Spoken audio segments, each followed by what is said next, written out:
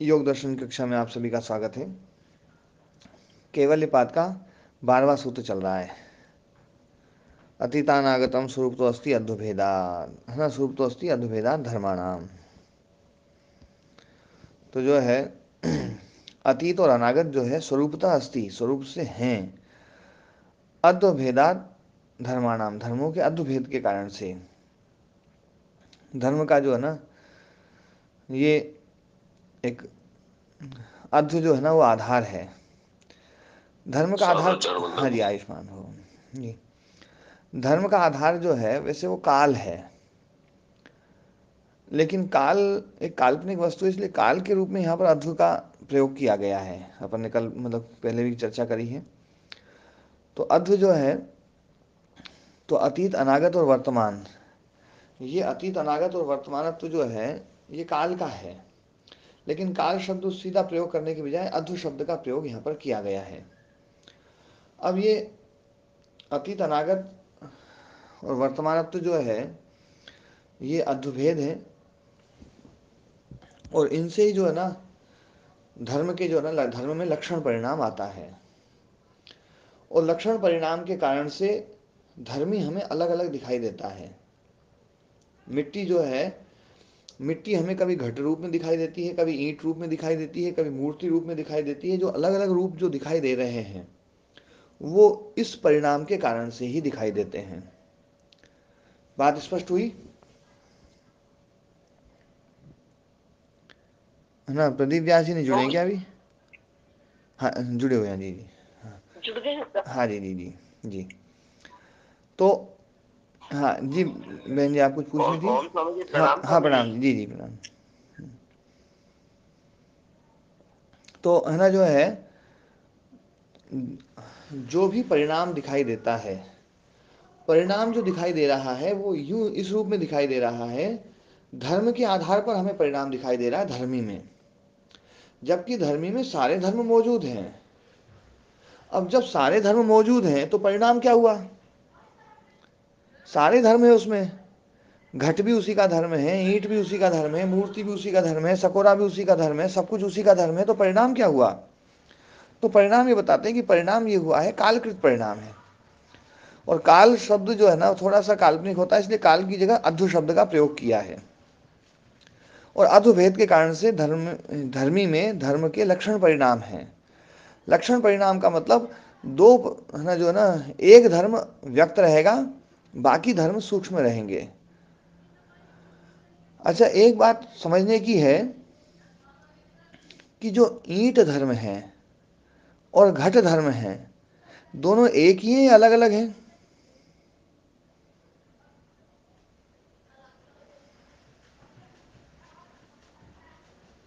हाँ जी, एक ही लग रहा गुरुदेव मेरे को तो। एक ही लगेगा ना माता जी, फिर तो ईंट लाएं अपन उससे घड़े का काम कर लें।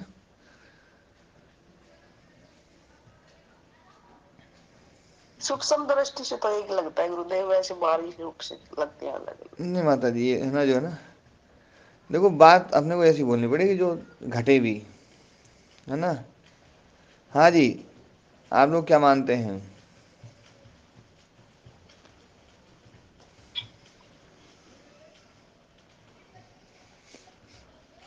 हाँ, स्वामी जी आकार रूप में अलग है, वैसे उनका जो निर्माण हो रहा है वो तो मिट्टी से ही है, और तरीका भी वैसा ही है।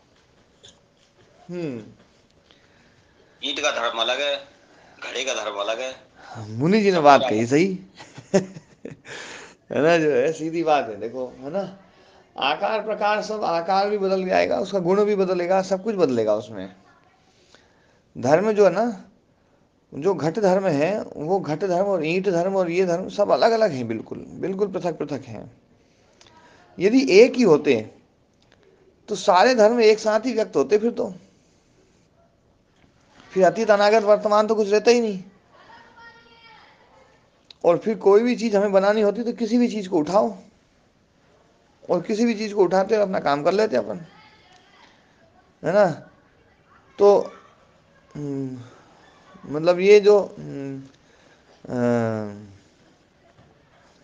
मतलब छाछ है, अब छाछ है, छाछ में दही धर्म भी है फिर तो। और दूध धर्म भी है, सब वो छाछ ही है, वो तो छाछ और दही में तो कोई अंतर नहीं। तो छाछ को फिर बिलोने लग जाएगा कोई आदमी, फिर मक्खन निकाले उसमें से, तो वो है ना संभव नहीं है। ये धर्म अलग अलग हैं, धर्म अलग अलग होने के कारण से धर्मी में भिन्नता दिखाई देती है। धर्म अलग अलग होने के कारण से ही धर्मी में भिन्नता दिखाई देती है। धर्म अलग अलग हैं, ईंट धर्म अलग है, घड़ा धर्म अलग है। मैंने ये बात जो हाँ पूछी सर, है हो गया, स्पष्ट हो गया। जी, मैंने ये बात इसलिए पूछी है, मुझे एक बात और आगे की पूछनी थी। मिट्टी में एक घड़ा बना, मिट्टी से हमने एक घड़ा बनाया, तो ये घट धर्म आ गया। अब जो है उसको फिर से वापस मिला दिया और फिर से घड़ा बना दिया, तो वो जो दूसरा घड़ा बनेगा वो पहले वाले घड़े से कुछ अलग होगा कि नहीं होगा?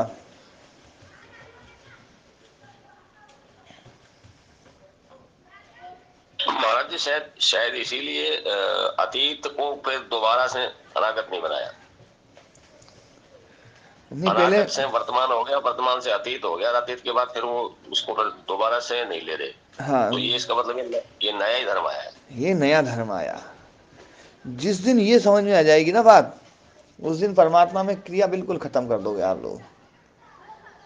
क्योंकि परमात्मा में कोई गुण जो है ना दोबारा फिर दिखाई दे रहे ना, एक आ गया, फिर एक के बाद में फिर दूसरा आ गया, फिर तीसरा आ गया, तो तीसरा जो है वो अपन यूँ कहें नहीं, वो तो सर्वज्ञता वो की वही है, तो वो की वही नहीं रही। अब दूसरी आएगी, अब तीसरी आएगी, वो धर्म तो गया। घट धर्म एक जो आया था ना वो चला गया, दूसरा घट धर्म है ये। और फिर तीसरा घड़ा बनाया तो तीसरा घट धर्म है, और चौथा आया तो चौथा घट धर्म है। हाँ, उन सब घटों में एक सामान्यता तो है, लेकिन विशेष बिल्कुल अलग अलग है उसमें, है या नहीं है दयाराम जी?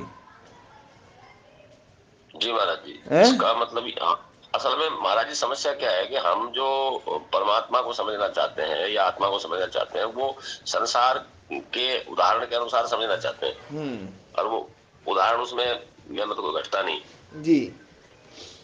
तो ये हाँ, ये बात आपकी स्पष्ट होगी वैसे मेरी बुद्धि में तो जी अब चाहे मैं उसको शब्द नहीं दे पा रहा। जी जी।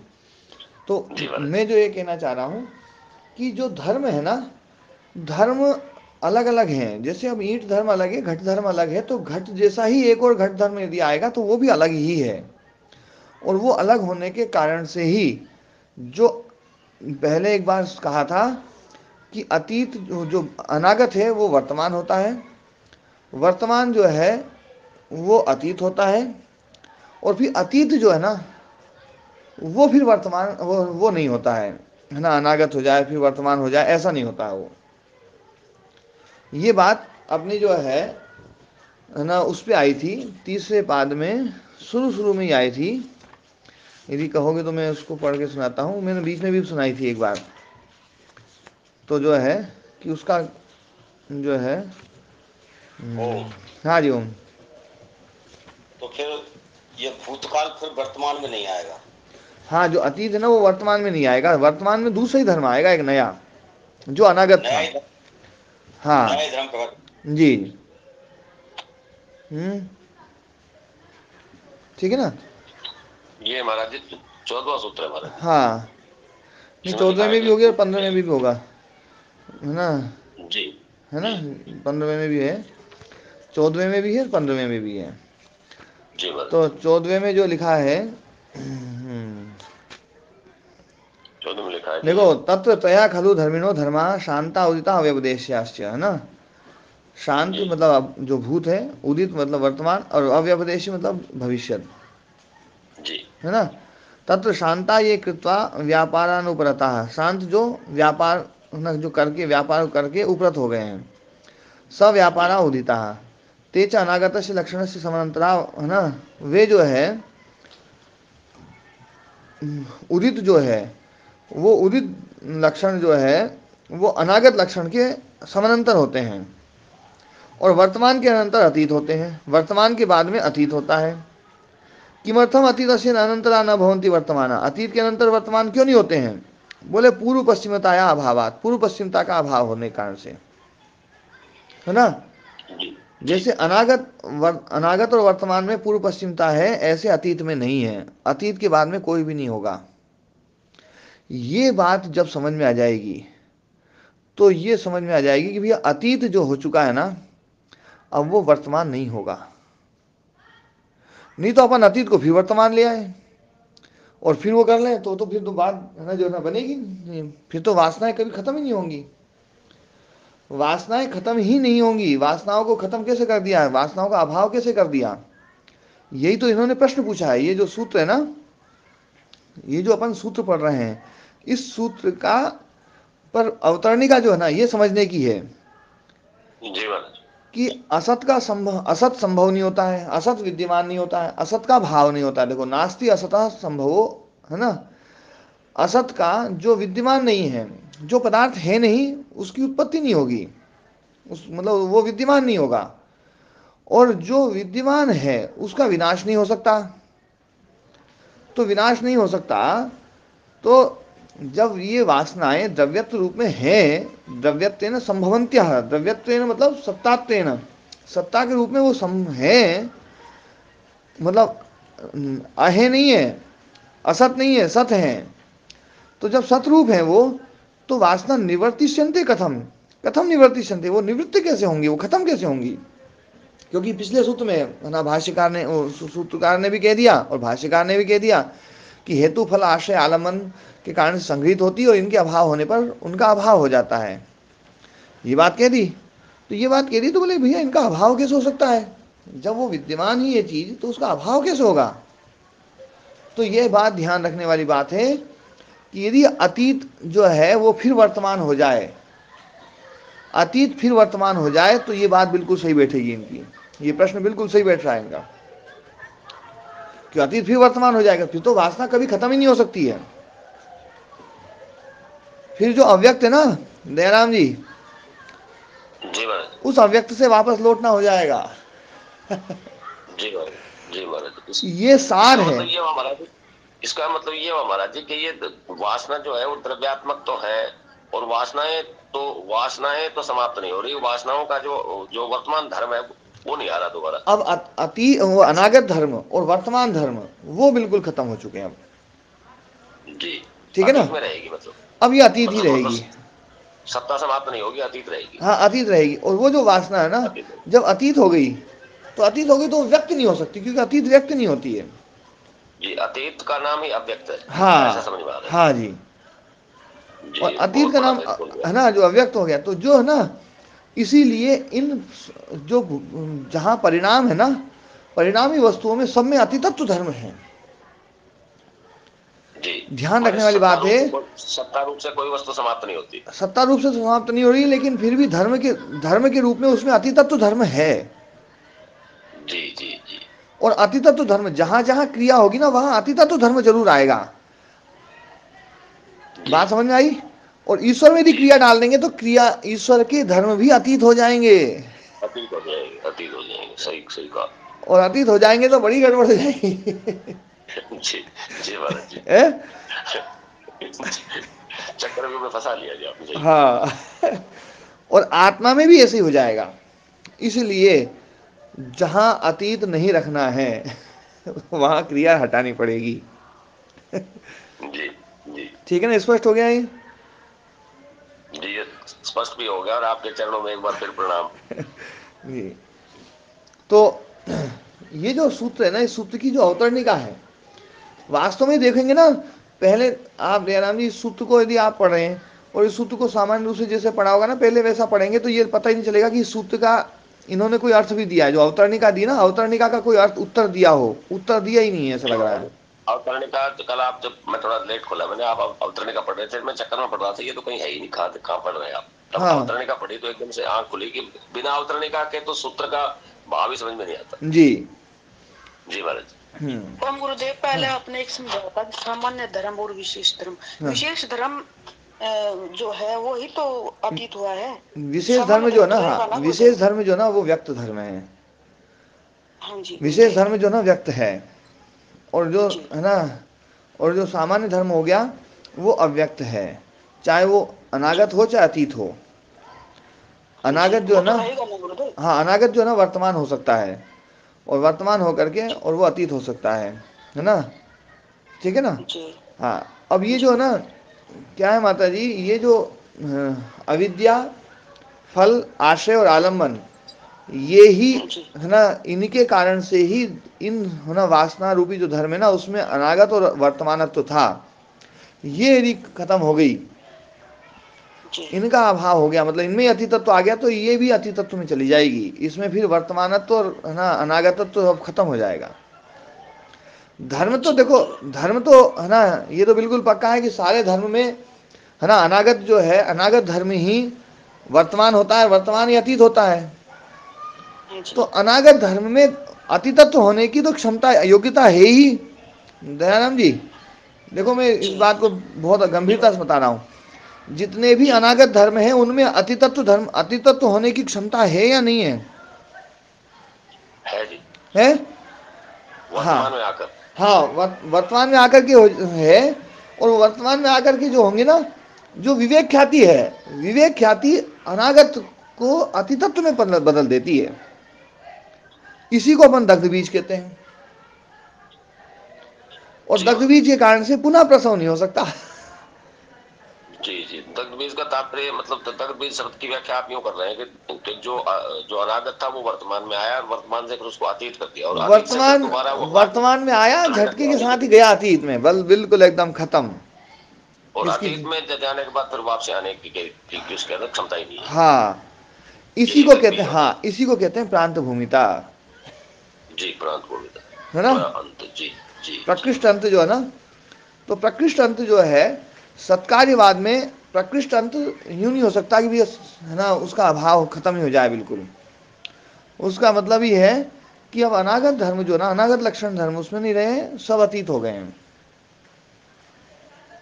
महाराज जी, सत्कार्यवाद, सत्कार्यवाद की जब कल्पना की है ऋषि ने, तो उसमें सारे दरवाजे चारों तरफ से बंद कर दिए कि इसका कोई विरोध ना कर सके किसी तरह। हाँ, और ये जो मतलब अपने सत्कार्यवाद है ना, सिद्धांत से जाओ।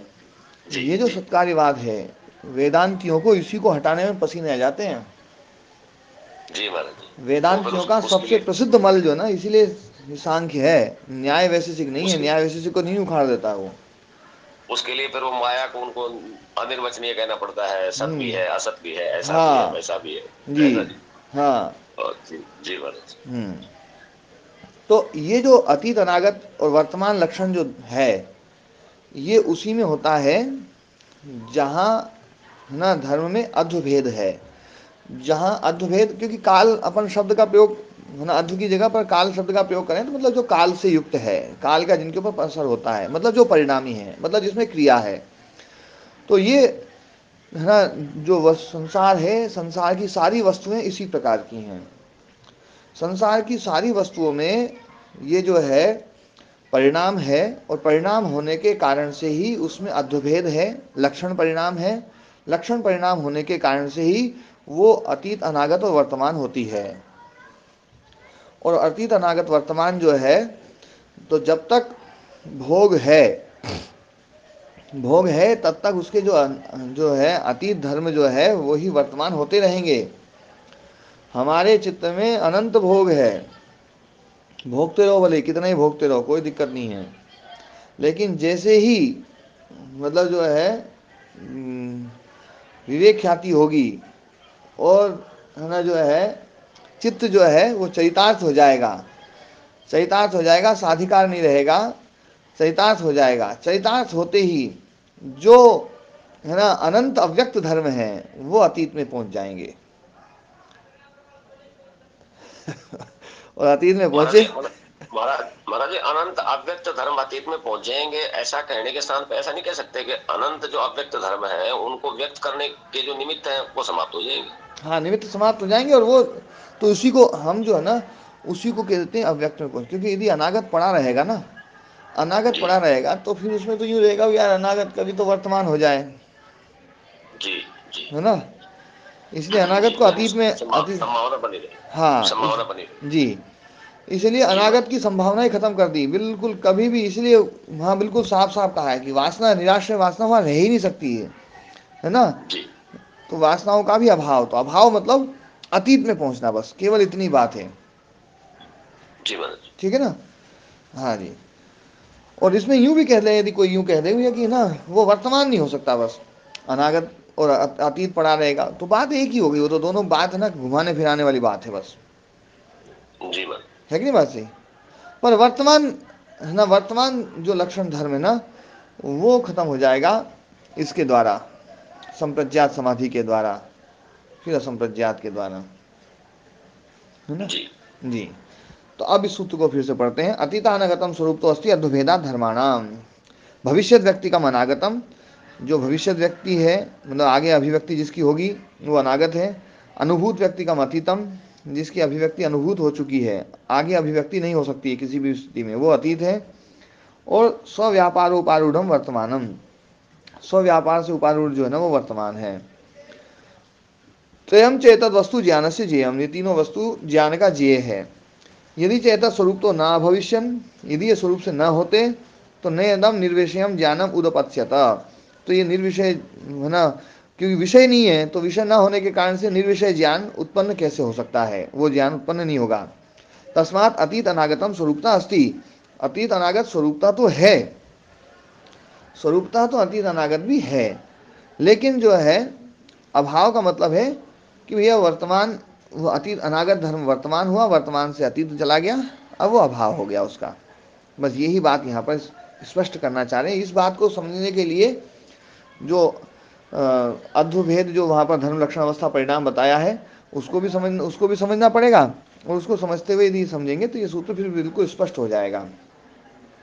किंच, जी महाराज। हाँ और भी, भोग भाग्य सेवा अपवर्ग भाग्य सेवा कर्मण फलम उत्पित्सु यदि निरुपाख्यमिति तद उद्देश्य तेन निमित्तेन कुशलानुष्ठानम न युज्येत।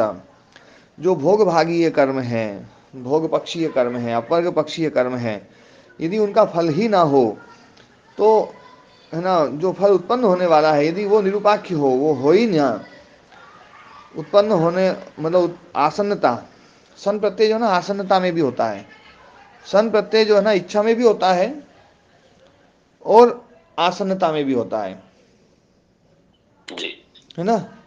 व्याकरण पढ़ने वाले जो ना थोड़े से, क्योंकि जैसे पीपठिशु, पीपठिशु मतलब पढ़ने का इच्छुक, है ना? जी पिपासु प्यास, है ना, प्यास का इच्छुक, जो ना पीना चाहता है, जो पीना चाहता है वो है पिपासु, है ना? और जिज्ञासु। जिज्ञासु जो जानना चाहता है वो जिज्ञासु, है ना? तो ऐसे उत्पित्सु, उत्पित्सु मतलब उत्पत्ति का इच्छुक नहीं है, जी क्योंकि फल तो जो ना उत्पत्ति का इच्छुक, वो इच्छा क्या करेगा? तो यहाँ पर है फल आसन्न है, बिल्कुल उत्पन्न होने वाला है, तो आसन्नता अर्थ में भी सन प्रत्यय होता है। जैसे जी है ना पिपतिशु कुलम, जो नदी का जो है ना, जो ना किनारा होता है, कई बार वो गिरने वाला होता है, तो गिरना बिल्कुल जी समीप में जब होता है ना उसका, दरार पड़ गई है, दरार पड़ गई है और फिर अब किनारा गिरने वाला है, तो फिर उसको कहते हैं पिपतिशु कुलम, कि जो ये किनारा जल्दी गिरेगा।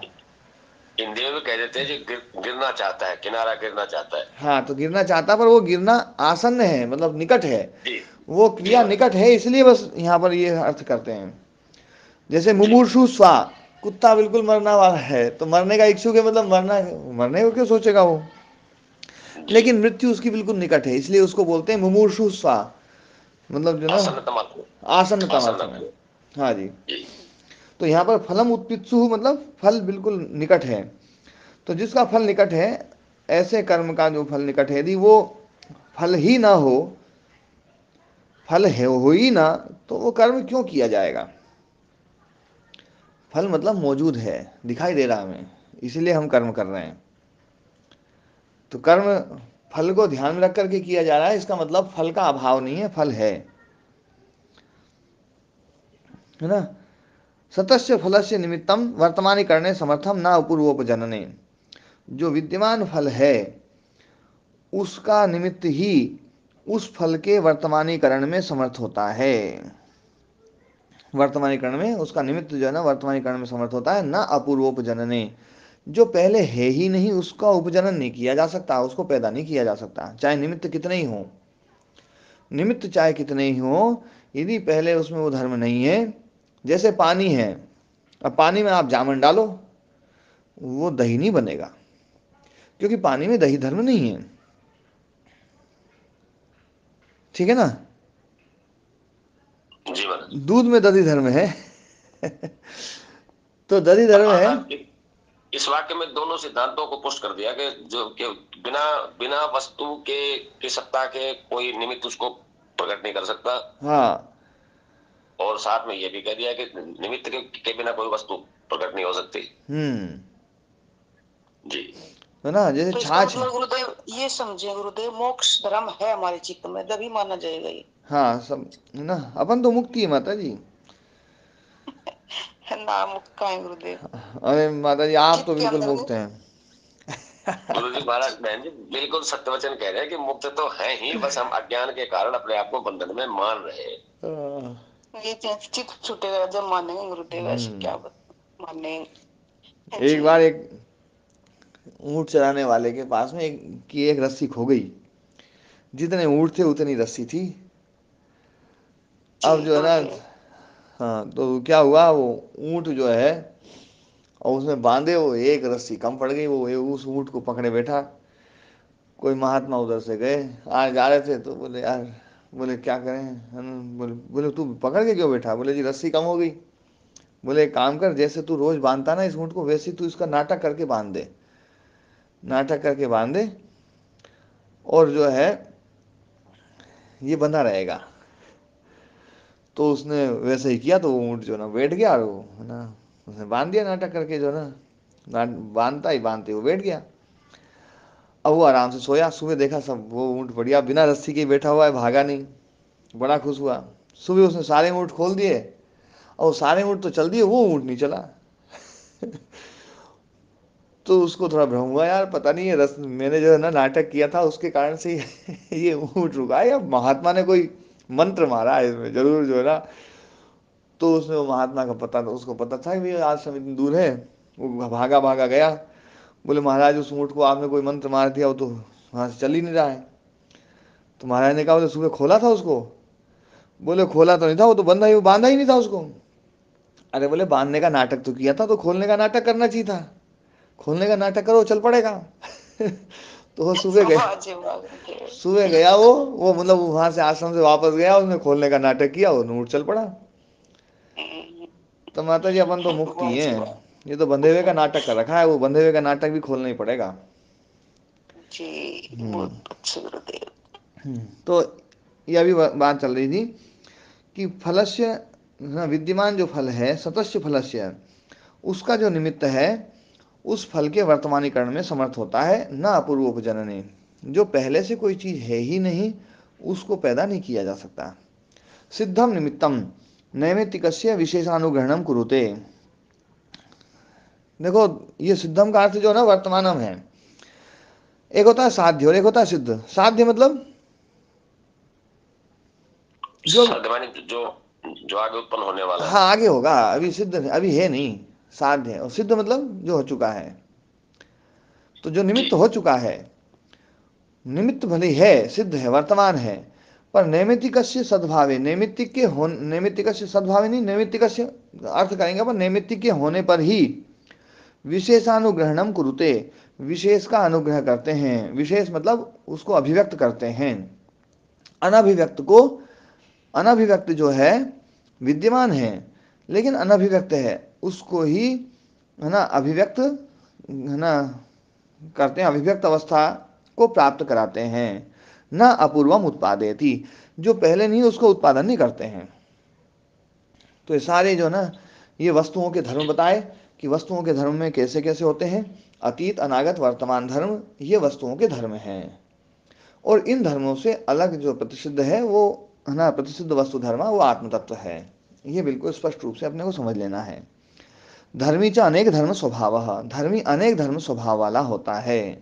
देखो ये बात जो है ना, ये सारे धर्म अनेक धर्म स्वभाव वाले, इसलिए आत्मा में कोई धर्म इसलिए नहीं डाले जाते, क्योंकि ये धर्म जो है ना, ये धर्म लक्षण अवस्था परिणाम जो है ना, उसके आधार पर एक पारिभाषिक शब्द है ये धर्म शब्द, है ना दयाराम जी।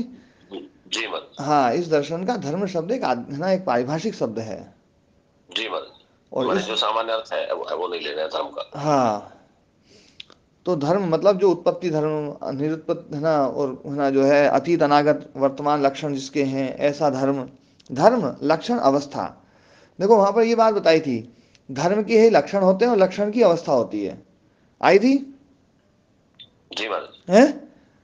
जी महाराज जी। हाँ, तो धर्म के लक्षण हो जाएंगे। लक्षण मतलब अतीत अनागत वर्तमान लक्षण। आत्मा में ये संभव ही नहीं हो सकता है, और ईश्वर में भी ये संभव नहीं हो सकता है क्योंकि उसके जो है वो सदा से ही है ना जी।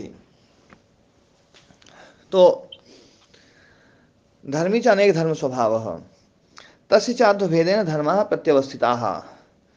अब धर्मी अनेक धर्म स्वभाव वाला है, और उसके जो है धर्म, तस्य च धर्मा, उसके जो धर्म है अध्वभेदेन प्रत्यवस्थिता, अध्वभेद से प्रत्यवस्थित होते हैं, प्रतिष्ठित होते हैं। ओम महाराज जी। हाँ जी महाराज जी, एक थोड़ा सा अलग से है प्रश्न, लेकिन है इसी से जुड़ा हुआ, अगर आप क्या क्या हो तो हाँ हाँ पूछिए। वहाँ जो वैशेषिक में जो धर्म शब्द का जो जो प्रयोग किया है, यह अभ्युदय निश्चय निश्चय सिद्धि सा धर्म है, वहाँ यही धर्म है।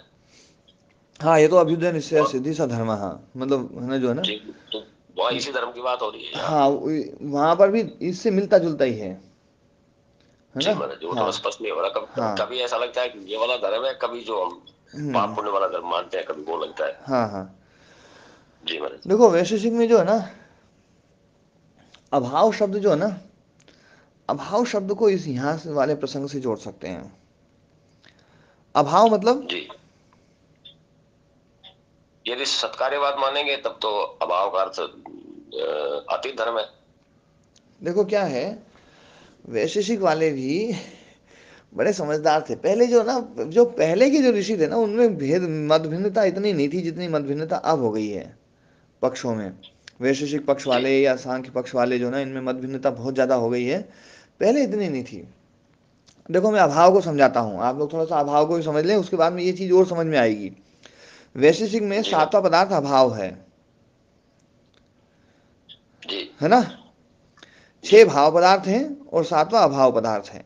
अभाव अपने आप में एक पदार्थ है, तो अभाव को पदार्थ क्यों मानना पड़ा, तो अभाव को पदार्थ क्यों मानना पड़ा, इसको समझने से पहले अभाव को समझ लो, अभाव क्या है। तो अभाव वहां पर 4 प्रकार के गिनाए हैं। एक है प्राग अभाव। जी प्राग अभाव का मतलब है जिसका पहले अभाव हो, जिसका पहले अभाव हो, अब अभाव नहीं है। पहले अभाव था, अब अभाव नहीं है, वो है प्राग अभाव। एक है जी प्रध्वंसोभाव, प्रध्वंसाभाव। जी पहले अभाव नहीं था, मरने के बाद में उसका अभाव हो गया, जी वो हो गया प्रध्वंसाभाव। ठीक है ना। जी फिर है एक अन्योन्या भाव, जैसे घट में पट जी का भाव, पट में घट का भाव। जी और एक होता है अत्यंता भाव, जी है अत्यंतीय भाव है। जी।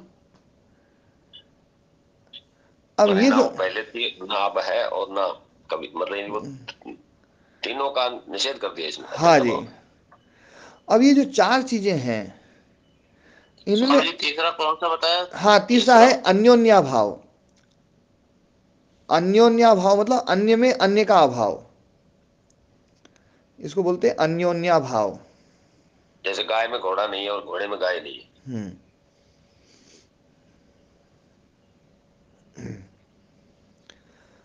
और है ये चौथा तो गुरुदेव ऐसे खालीपन ही है बस, अत्यंता अभाव कैसे भाव। माना जाएगा इसको? हम्म ये तो है ही नहीं, कभी इसको गिन क्यों रहे हैं फिर गुरुदेव? हाँ, इसको इसलिए गिन रहे हैं, जैसे है ना जो है ना, वंध्या का पुत्र हमेशा ही अभाव है ना। भाई कहावत ही है बस, वो है तो नहीं ना कुछ भी इसमें, हाँ, आगे ना अत्यंता पीछे। भाव है ना। तो अब देखो इसमें एक बात है, प्राग अभाव प्रध्वंसा भाव, ये प्राग अभाव प्रध्वंसा भाव ये जो है ना, सांख्य योग के हैं ये जो अतीत अनागत वर्तमान जो है ना, ये कुछ कुछ ऐसे ही हैं। अतीत अनागत वर्तमान जी मतलब जी उन्होंने जी प्राग अभाव और प्रध्वंसा भाव कह करके उस बात को सिद्ध कर लिया, जी ये इसको अतीत अनागत और वर्तमान कह करके सिद्ध कर रहे हैं।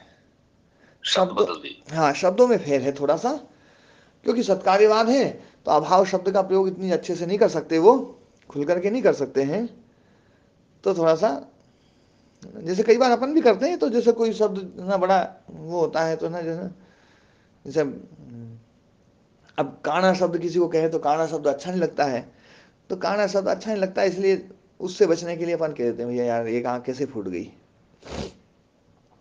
जी कह तो काना ही दिया जी है? जी लेकिन जी। काने शब्द का प्रयोग नहीं किया, देखो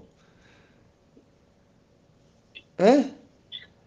समदृष्टि भी कह देते हैं कभी कभी, हाँ, ये तो तो ऐसे समदृष्टि वाली। तो ऐसे अभाव शब्द का प्रयोग है ना, जो है ना कम करेंगे, ये अतीत अनागत वर्तमान कर देंगे बस, जी जी मन। है कि ना बात में। और अत्यंता भाव, सही ये वेदांत में जो है ना अत्यंता भाव है जी। है ना, तो वेदांत उसको माया बोल देंगे, है ना, वो वो भी तो अभाव। विवर्तवाद, उसके लिए विवर्तवाद आदि आदि कई कई हाँ कल्पना करनी पड़ेगी। हाँ, जी तो न्याय वैशेषिक वाले जो है ना, ये शब्द को सीधा सीधा ही बोल देते हैं। न्याय वैशेषिक बड़े अच्छे दर्शन हैं, मतलब मैं उसको कभी भी जो है ना उसको कमजोर मत मानना, न्याय वैशेषिक को। न्याय वैशेषिक बहुत अद्भुत दर्शन है ना। और हो सकता है तो अपन न्याय वैशेषिक इसके बाद में न्याय न्याय दर्शन ही पढ़ेंगे, पहले सांख्य बाद में पढ़ेंगे, क्योंकि जी सांख्य को महाराज पढ़ने जी। से पहले न्याय को भी पढ़ना जरूरी, क्योंकि सांख्य का बहुत सारी चीजें तो इसमें योग में आई गई है, क्योंकि सांख्य योग की तो एक ही प्रक्रिया है। जी ये समान धर्म है। सांख्य तो उसका सिद्धांत पक्ष है, और सिद्धांत पक्ष से तीसरे चौथे पाठ में जी सिद्धांत पक्ष को भी यहाँ भी खूब खोला है। हाँ, ये सिद्धांत पक्ष ही चल रहा है, बात कैवल्य की कर रहे हैं, लेकिन कैवल्य पाठ है, लेकिन देखो सिद्धांत में ऐसे उलझे हुए हैं जी कि चित्त के स्वरूप को और वासना के स्वरूप को, और वासना क्या है, ये सब जो ना इसके स्वरूप के ऊपर खूब है ना उधेड़बुन कर रहे हैं ये। और कितना क्षणिकवाद का खंडन वगैरह वो भी आता है जी। सब कुछ खंडन करेंगे अब यहाँ से जी खंडन पर शुरू हो जाएंगे थोड़ी देर में बाद में, तो खंडन में बहुत जोर देंगे, ये जो ना क्षणिकवाद नहीं है, सत्कार्यवाद है, सत्कार्यवाद को स्थापित किया जा रहा जी है ना। जी, तो ये जो है अब अपन आगे बढ़ते हैं। धर्मी अनेक धर्म स्वभाव, धर्मी जो है वो अनेक धर्म स्वभाव वाला है ना। तस्य च अद्वभेदेन धर्मा प्रत्यवस्थिता, अद्वभेद से मतलब, अद्वभेद मतलब अतीत अनागत वर्तमान अद्वभेद जो है, धर्म जो है अद्वभेद से धर्म प्रत्यवस्थित होते हैं, प्रतिष्ठित रहते हैं। प्रतिष्ठिता मतलब स्थिता, स्थित हैं, सत नहीं है, स्थिता स्थित है ये, जी। अस्थि नहीं है अस्थि क्योंकि वेदांत में अस्थि है। वेदांत वाले जो है। है ना, जी वेदांत वाले बड़े समझदार हैं, उन्होंने जो है ना बोले यार इन्होंने स्थित शब्द का प्रयोग किया, अपन अस्थि का करो, जी तो बोले अस्थि जो है ना यहाँ कोई क्रिया की निवृत्ति नहीं है, स्थिति में क्रिया की निवृत्ति है। जी। तो इसलिए ना आत्मा परमात्मा में अस्तित्व है। इससे तो महाराज जी ये स्पष्ट हुआ कि अस्थि शब्द का प्रयोग ही केवल जो निष्क्रिय वस्तु के लिए ही किया जा सकता है। हाँ, जी तो तस्य च अद्वभेदेन धर्मा प्रत्यवस्थिता, न च यथा वर्तमानम व्यक्ति विशेषापन्नम द्रव्यतो अस्ति एवं अतीत अनागतम वा। वो आपने जो कहा ना बात, निष्क्रिय जो ना, जहां पर रजस नहीं है, वहां पर जो है ना एक तो रजस, और रजस की फिर निवृत्ति, जी उसके लिए स्थिति शब्द ही रहेगा, अस्थि नहीं रहेगा, जी महाराज। है ना। अस्थिति, स्थिति मतलब स्था गति निवृत्त, गति की निवृत्ति। और अस्थि में क्रिया की जरूरत ही नहीं है, अस्थिति तमस हो गया ना गुरुदेव, स्थिति है? तो फिर स्थिति तमस हो गया। हाँ, स्थिति तमस का अभाव, तमोगुण का, हाँ रजस का अभाव, तमस है ना, रजस अभी क्रिया हाँ में नहीं है। तमस। हाँ, हाँ तमस तमस ने हो उसको गया। रोक दिया है, वो हो गया स्थिति। जी जी। तो हाँ प्रदीप व्यास जी, जी पूज्य स्वामी जी। हाँ जी, ये विषय वैसे थोड़े गंभीर हैं, पर मैं बिल्कुल है ना जो है ना बहुत अच्छे से खोल खोल के समझा रहा हूँ, और कई दिन से चल रहा है तो समझ में स्पष्ट हो रहे होंगे, जी स्वामी जी हो रहे हैं स्वामी जी। है ना। जी, जी स्वामी। ये सैद्धांतिक पक्ष, किसी भी पदार्थ को समझना है ना, किसी भी द्रव्य को समझना है तो उस द्रव्य के स्वरूप पर खूब चर्चा की जाती है इसमें, और स्वरूप को बिल्कुल एकदम उधेड़ बुन करके इधर से उधर उधर से उधर करके फिर देखते हैं भैया स्वरूप कैसा क्या होना चाहिए, है ना। तो ऐसे ही जो है ना। महाराज जी मैं महाराज जी पहले बहुत दुखी था इस बात से कि इतनी उथल पुथल क्यों कर रहे हैं, सीधी सीधी बात क्यों नहीं बता देते। अब समझ में आया कि उथल पुथल के बिना सीधी बात समझ में ही नहीं आती। जी महाराज जी, हमारा सौभाग्य है जो आप हमें पढ़ा रहे हैं। नहीं, ये तो कोई न च यथा वर्तमानम व्यक्ति विशेषापन्नम द्रव्यतो अस्ति एवं अतीत अनागतम वा। अब यहाँ पर एक बात बताई इन्होंने कि अद्वभेद से धर्म प्रत्यवस्थित हैं। अद्वभेद से धर्म, देखो अद्व के कारण से धर्मों का भेद किया जाता है, तो अद्व जो है ना आधार है, और धर्म जो है धर्म जो है ना वो आधेय है। कल भी मैंने बात बताई थी, धर्म जो है, धर्म का आधार है अध्व, काल। तो काल शब्द के रूप की बजाय अध्व शब्द का प्रयोग किया इन्होंने। तो अध्व जो है ना वो आधार है, तभी अतीत अनागत है ना की मतलब बात समझ में आ सकती है। यदि अतीत अनागत वर्तमान जो है ना, ये बात जो है ना, यदि कोई आधार ना लिया जाए तो अतीत अनागत वर्तमान तो नहीं बन पाएगा। तो अतीत अनागत वर्तमान तो जो है ना वो अध्व के कारण से है, काल का ही एक रूप अध्व जो है ना, और तो वो जो है उसके कारण से धर्म है। तो अब ये आधार और आधेय संबंध है इनमें, धर्म में और अध्व में। लेकिन आधार आधेय का यदि अभेदोपचार कर दिया जाए, अभेदोपचार कर दिया जाए, है ना, तो है ना जो है एक ही शब्द जो ना दोनों को कहेगा, अध्व शब्द धर्म को भी कहेगा। इसलिए वहां पर जो है ना अतीत है ना, जैसे वर्तमान अध्वा और अतीत अध्वा वहां पर प्रयोग किया गया ना जी, पहले तीसरे, हाँ हाँ तीसरे पद, जी जी तो इसलिए जो है ना, हाँ जी जी, है ना, तो अभेदोपचार होता है। तो यहाँ पर जो है अभेदोपचार है आधार आधेय का। जैसे निमित्त नैमित्तिक का अभेदोपचार होता है, जल जीवन है, जल ही जीवन है। तो अब जल जो है ना वो निमित्त है जीवन का, और कई बार जो ना निमित्त नैमित्तिक में अभेदोपचार कर दिया जाता है, तो यूं कह देते हैं, बोले यार जीवन को क्यों बर्बाद कर रहे हो, जीवन को क्यों बर्बाद कर रहे हो। कोई जल गिरा रहा है तो कहते हैं जीवन को क्यों बर्बाद कर रहे हो। तो जीवन शब्द जल के लिए आ गया है ना। तो ऐसा जो है ना यहाँ पर अध्व शब्द जो है वो धर्म का पर्यायवाची भी बनता है। इस शास्त्र में अध्व शब्द धर्म के लिए कई मतलब बहुधा बोला जाता है।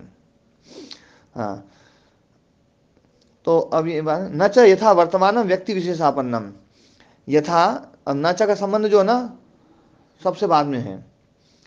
यथा वर्तमानम, जैसे वर्तमान जो है व्यक्ति विशेषापन्न होता है। व्यक्ति विशेषापन्न मतलब अभिव्यक्ति विशेषापन्न, है ना, अभिव्यक्ति विशेषापन्न होता है ना। द्रव्य तो अस्ति, द्रव्यता अस्ति मतलब द्रव्य में है। द्रव्यता में जो है ना, इसका अर्थ द्रव्य से मत करना जयराम जी, यहाँ पर द्रव्य में है, द्रव्य के रूप में, हाँ द्रव्य में, हाँ द्रव्य में। सार्व विभक्ति का तसी, तसी प्रत्यय जो ना, वैसे तो पंचम्यांश तसी होता है, पंचम्यंत से होता है, लेकिन सार्व विभक्ति का तसी वहीं पर आता है कि भैया सार्व विभक्त है ना, मतलब सारी विभक्तियों में तसी प्रत्यय होता है ना। तो द्रव्य का मतलब द्रव्यता, द्रव्यता अस्ति मतलब द्रव्य अस्ति। तो जैसे वर्तमान धर्म द्रव्य में व्यक्ति विशेषापन्न होता है, ऐसे अतीत अनागत नहीं होते हैं। न जो पहले बताया, न चा जो पहले न है वो अतीत अनागत के साथ जुड़ जाएंगे। तो जैसे वर्तमान धर्म जो है द्रव्य में व्यक्ति विशेषापन्न होता है, अभिव्यक्ति विशेषापन्न होता है, ऐसे जो है ना अतीत अनागत नहीं होते हैं। कथम तरी, है ना, कैसे, तो बोले स्वेन ही वो व्यंग्येन स्वरूपेण अनागतम अस्ति। अनागत कब होता है, अनागत तो तभी होता है जब वो व्यंग्य रूप होता है। व्यंग्य मतलब जिसको व्यक्त किया जाएगा, व्यक्त करने योग्य। तो उसकी व्यंग्यता के कारण से ही पता चल रहा है कि वो अभिव्यक्त नहीं है अभी। यदि अभिव्यक्त हो जाता तो व्यंग्य नहीं रहता, है कि नहीं बात सही। जी महाराज। हाँ, तो व्यंग के कारण से ही समझ में आता है, उस व्यंग्य स्वरूप के कारण से ही पता चलता है कि वो अभिव्यक्त नहीं है, अभी व्यक्ति विशेषापन्न नहीं है।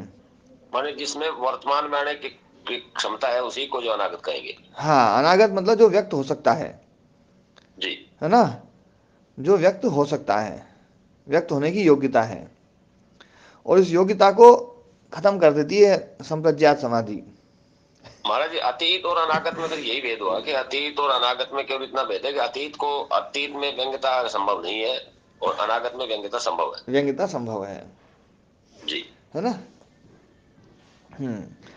तो स्वेनैव व्यंग्येन स्वरूपेण अनागतम अस्ति, जो उसका स्वयं का व्यंग स्वरूप है उससे ही धर्म अनागत होता है, अपने स्वरूप से वो अनागत है। यदि वो अभिव्यक्त हो जाता तो फिर वो अनागत रहता ही नहीं। जी। कितनी गजब की बात कह दी है ना। और स्वेनैव च अननुभूत व्यक्ति के न स्वरूपेण अतीतम, है ना, अननुभूत नहीं, अनुभूत व्यक्ति के न, और उस अतीत का जो स्वरूप है वो क्या है कि अनुभूत व्यक्ति, जिसका अभिव्यक्ति अनुभूत हो चुकी है, मतलब अभी वर्तमान नहीं है, तो इसलिए व्यक्ति विशेषापन्न दोनों ही नहीं है। व्यक्ति विशेषापन्न, अभिव्यक्ति विशेषापन्न जो है, अनागत और अतीत क्यों नहीं है ये बता रहे हैं कि ये स्वरूप से ही नहीं है, ये इनका स्वरूप ही ऐसा है। एक में व्यंग्यता है, अभिव्यक्त होने योग्य है, अभिव्यक्त अभी हुआ नहीं है, और एक अनुभूत हो चुका है, अभिव्यक्ति जिसकी अनुभूत हो चुकी है, वही तो अतीत होता है।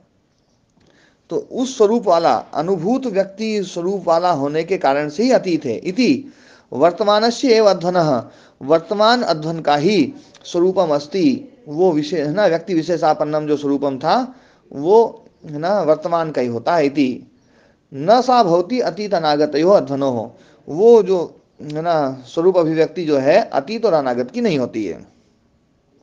स्पष्ट हो गया। जी महाराज। एकस्य च अध्वनः समये द्वौ अध्वानौ धर्मी समन्वागतौ भवतः एव इति, और एक अध्वन के समय में दो अध्वा जो है वो उसमें समन्वागत होते हैं। ये बात पहले भी स्पष्ट रूप से इन्होंने बता दी थी, जी। ये बात पहले भी इन्होंने स्पष्ट रूप से बता दी थी कि एक जो वर्तमान में है, वर्तमान में अनागत धर्म भी है और अतीत धर्म भी है। यदि अनागत धर्म ना होता तो ये वर्तमान होता ही नहीं, व्यंग ही नहीं होता तो व्यक्त कैसे होता, व्यंग ही नहीं होता तो व्यक्त कैसे होता, और यदि अतीत नहीं होता तो वर्तमान धर्म हमेशा वर्तमान रहता, फिर खत्म ही नहीं होता।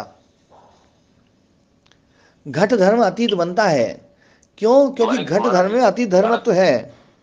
धर्म तीनों रहते हैं एक साथ, लेकिन उनमें से एक विशेष होता है और बाकी तो हाँ, सामान्य अविशेष होते हैं। होते हैं। हाँ, तो इसलिए सामान्य। एक जी। में जो है ना, एक में दो, बाकी दोनों धर्म है, ऐसा है, बात बता रहे हैं, लेकिन वो व्यक्त नहीं है भैया, बस, है ना। तो इसलिए एक जी महाराज। एकस्य अध्वनः समय दो अध्वानौ धर्मी समन्वागतो भवतः, एक अध्वन के समय में दो अध्वा जो है वो धर्मी में समन्वागत होते हैं। एविति न अभूत्वा भाव, बिना हुए किसी का भाव नहीं होता है। अभूत्वा मतलब बिना हुए, है ना। अभूत्वा न भाव, बिना हुए किसी का भाव नहीं हो सकता है, वो है तभी तो भाव हुआ है उस, है ना। त्रयाणाम अध्वानाम इति, तीनों अध्वाओं का ऐसा ही है कि वो बिना हुए भाव नहीं हुआ है, वो तो है इसलिए भाव है। माने तीनों अध्वों का या तीनों तीनों धर्मों का कम सदा भाव रहता ही है। हाँ, तीनों धर्म धर्म जो है ना वो है सत्ता इसलिए का भी भाव स्वभाव। है जी। है ना। तो अब सत्ता ये, रूप में तो रहते हैं, व्यक्त और अव्यक्त का भेद है केवल। हाँ बस, तो अब उसको अव्यक्त कर दिया, अव्यक्त कर दिया, ये ठीक है, वो अव्यक्त अव्यक्त हो गया, अतीत चला गया, अतीत आ गया, इसका मतलब उसमें वो धर्म भी था, वो भी था, अब अतीत हो गया है, तो वर्तमान नहीं हो सकता वो। और वो जो ना, क्योंकि उसमें है ना पूर्वापरता का अभाव है, पूर्वापरे का अभाव होने के कारण से अतीत जो है कभी भी वर्तमान नहीं बनेगा। ये जी बात महाराज। भी बिल्कुल स्पष्ट रूप से, सैद्धांतिक रूप से इन्होंने सिद्ध स्पष्ट की है, ये इस दर्शन का सिद्धांत है।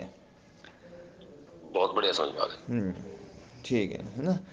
तो ये अतीत अनागत वर्तमान धर्म का स्वरूप से है, ये बात इन्होंने बता दी। अब आगे फिर और आगे बात बताएंगे, फिर है ना? कल चर्चा करेंगे आगे। हाँ जी ठीक है माता जी। साहब। जी।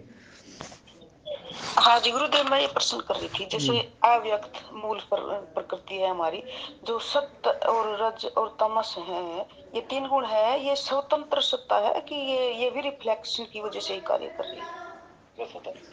माता जी ये तीनों अलग अलग है ना, एक साथ यूं दिखे ऐसा नहीं है। ये तीनों जो है ना किसी ना किसी पदार्थ में ही दिखेंगे, धर्मी में ही दिखेंगे। धर्म जो है ना वो धर्मी में दिखेंगे, है ना। ये जो धर्म है ना, सारे के सारे जितने भी धर्म हैं ये गुण रूप हैं, और गुण रूप है और धर्मी में विद्यमान रहेंगे। इस पे चर्चा अगले सूत्र में आएगी, ठीक है हाँ ना। जी। जी। हाँ जी, तो ये रिफ्लेक्शन की वजह से है ना, आत्म तत्व की वजह से, वैसे अपनी हाँ, इस खुद की संसार में सत्ता जो तो कुछ नहीं भी है है। ना वो रिफ्लेक्शन के कारण से ही है, नहीं तो रिफ्लेक्शन नहीं होना तो ये संसार नहीं रह पाएगा। हाँ, इसका मतलब तो ये है गुरुदेव, सब कुछ कार्य सत्ता आत्म सत्ता की वजह से हो रहा है, और वो कर भी कुछ नहीं रही है ना। ये तो एक ऐसा कार्य हो भी उसी की वजह से रहा और कर भी कुछ नहीं रही। जी जी। ये जी जी गुरुदेव, ठीक है गुरुदेव, हाँ धन्यवाद दयाराम जी, जी, नमस्ते। जी महाराज। उस आत्म तत्व के होने से इस संसार की स्थिति है। ये संसार जो है ना, संसार भी जो है ना, वो उसके कारण से है। यदि वो नहीं होता ना तो ये नहीं हो सकता था। इसलिए वेदांती जो है ना ये कहते हैं ना कि आत्म तत्व इनका मूल कारण है, सब कुछ एक ही तत्व है। निमित्त उपादान कारण वो एक ही बताते हैं। हाँ, मतलब जो ना घटोस्ति, घट है तो बोले है कहाँ से आया, बोले उस आत्मा के कारण से है। घटोस्ति घटो भाति घट प्रिय, अस्थि भाति प्रियता जो है ना वो सच्चिदानंद से आया है ना। ओ महाराज जी, हाँ जी। महाराज ये भी कह सकते हैं कि ये संसार है इसलिए आत्मा को है कहा जा रहा है, ये भी कह सकते ना हैं ना उसके ना, भी? ऐसा नहीं, आत्मा है इसलिए नहीं कह संसार सकते, है। वैसे ही कहा जाएगा। हाँ वैसे ही कहा जाएगा, है ना। और इसलिए वेदांत का एक प्रसिद्ध सिद्धांत है, अस्थि भाति प्रियम रूप नाम चेत्यंश पंचकम, है ना। बोले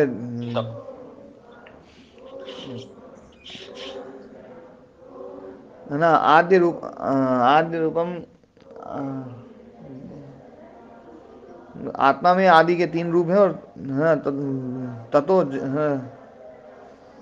ततो रूपम जगत जगत, मतलब उसमें वो श्लोक भूल गया पूरा जो है, तो मतलब है ना, अस्थि भाति प्रिय और नाम, नाम चैत्यंश है ना, अस्थि भाति प्रियम रूप, रूपम और नाम, रूप और नाम, तो बोले रूप और नाम तो संसार में है, और अस्थि भाति प्रिय जो है ना ये जगह उसमें ब्रह्म में है। तो बोले पांच रूप हैं। ओम स्वामी जी। हाँ ओम जी ओम। स्वामी जी, जैसे ये आत्म तत्व का जो है हमारे जैसे मतलब वेदांत या सभी जो वैदिक धर्म में है, तो ये जैन धर्म में भी तो आत्मा का है, फिर उसमें क्या अंतर है? मतलब वो भी तो आत्मा को ले रहे हैं सब कुछ में। हाँ वो आत्मा को लेते हैं, वो आत्मा को लेते हैं, पर आत्मा का बहुत है ना जो ना वो विकृत रूप लेते हैं। जैन दर्शन तो बिल्कुल एक अलग ही ढंग का बन गया थोड़ा सा जो ना, और जैनियों में भी जो ना बहुत परंपराएं आ गई, इसलिए जैनियों में आपस में बड़े मतभेद हैं। और जो है थोड़ा सा आत्मा को जो है वो क्या है, बौद्ध दर्शन से जैन बना है। ये बौद्ध दर्शन का ही जैन जो है ना एक रूप है, इसलिए उनकी थोड़ी सी मिली हुई वो चीज़ है। और वो उनको जो ना बिल्कुल जो ना, मतलब जैसे अपन तो ये मानते हैं कि परमात्मा की उपस्थिति होना है, होने से ये सब नियम चल रहा है। वो ये मानते हैं कि नहीं, परमात्मा आत्मा से बनाते हैं महाराज जी। हाँ, तो वो ये कहते हैं भैया परमात्मा जो है ना, परमात्मा की उपस्थिति से कुछ भी नहीं है, परमात्मा का कोई रोल नहीं है, ये तो अपने आप ही है सब कुछ। हाँ परमात्मा है, वो परमात्मा को अस्वीकार नहीं करते हैं, उन्होंने बीच का दर्शन ले लिया, क्योंकि बौद्धों ने तो ईश्वर को नकार दिया था, ईश्वर को नकार दिया, आत्मा को नकार दिया, उनके लिए बुद्धि सब कुछ है, इसलिए बुद्धि सब कुछ है, इसलिए बौद्ध बन गए हैं। हाँ वो तो तीर्थंकर बनाते हैं ना, फिर आत्मा से वो जो है ना कि जी आपने ये सारे छोड़ दिए तो फिर तीर्थंकर बन जाओगे, तो बनाते हैं।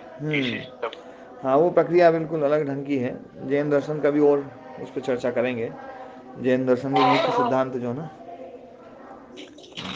ठीक है, आज पाठ को यहीं विराम देते हैं।